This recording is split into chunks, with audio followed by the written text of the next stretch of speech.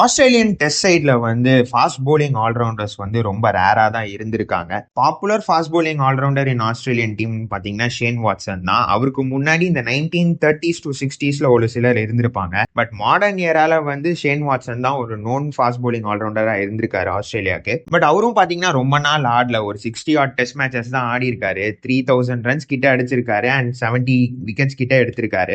அதுக்கப்புறம் ஆஸ்திரேலியா ஒரு fast bowling ஆல்ரவுண்டரே ஆடவே இல்லை. வேர்ல்ட் கிரிக்கெட்லேயே ஃபாஸ்ட் போலிங் ஆல்ரவுண்டர்ஸ் ரொம்ப ரேரா இருக்கும்போது ஆஸ்திரேலியா இப்போ ஒரு 2 ஃபாஸ்ட் போலிங் ஆல்ரவுண்டரை வந்து ஆட வச்சுக்கிட்டு இருக்காங்க. Cameron green last 3-4 years Australian test சைட்ல வந்து இருக்காரு. பட் அவர் இன்ஜுரி ஆகிறதுனால கன்சிஸ்டன்டா அவரால் ஃபீச்சர் பண்ண முடியறது இல்ல.